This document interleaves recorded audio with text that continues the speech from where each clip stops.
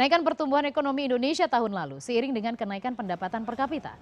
Tahun lalu pendapatan per kapita Indonesia naik menjadi sebesar 3.605 dolar. Waduh, waduh. Pendapatan per kapita Soal tahun lalu nonton lebih berita rendah nih. dibandingkan 2015 Apaan tuh sebesar judulnya? 45,14 juta. Pendapatan per Dan pada kapita. tahun 2014 sebesar 41,9 juta. Emang kamu ngerti Kenaikan apa yang pendapatan per kapita ini dibahas? adalah kenaikan kita Hehe, ya, enggak sih. manusia ataupun juga rakyat Kan? Indonesia per tahun sepanjang Mau tahun Bapak 2016 jelasin ini nggak? memang seiring dengan Boleh, Pak. ekonomi yang lebih baik tahun Pendapatan per kapita itu kayak rata-rata pendapatan yang diperoleh penduduk di suatu daerah atau negara.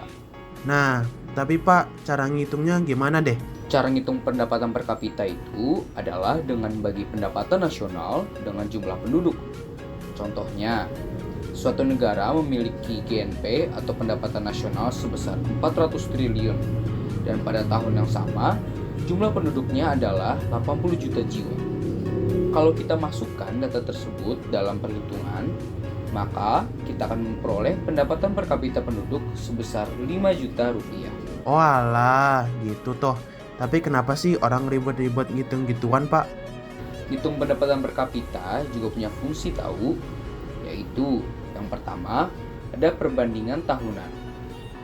BPS atau Badan Pusat Statistik mengeluarkan data pendapatan per kapita untuk membandingkan kesejahteraan masyarakat dari tahun ke tahun. Pendapatan per kapita nggak selalu naik, namun sesuai dengan keadaan lainnya, seperti sosial, politik, dan ekonomi. Misalnya, pendapatan per kapita tahun 1996 sebesar 2 miliar 102 juta. Namun, pada tahun 1999, pendapatan per kapita Indonesia turun menjadi 1 miliar 761 juta dan 108 rupiah.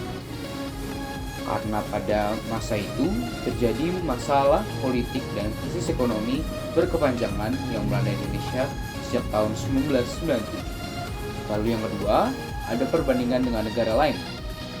Pendapatan per kapita juga dihitung sebagai data perbandingan tingkat kesejahteraan suatu negara dengan negara lain.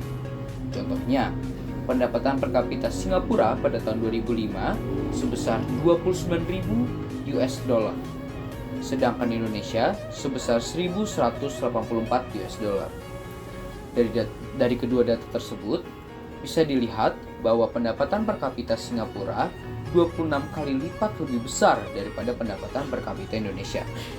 Dengan demikian, dapat diartikan bahwa tingkat kesejahteraan rakyat Singapura jauh lebih tinggi daripada kesejahteraan rakyat Indonesia.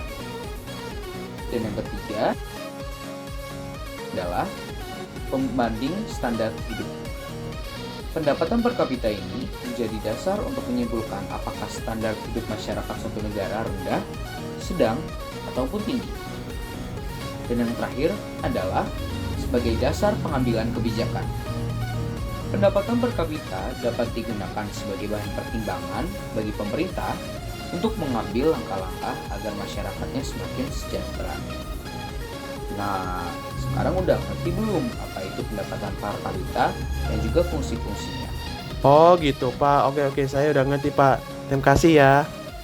Ya udah, ayo nak makan siang dulu. Nanti kita belajar kapan-kapan lagi ya. Dadah!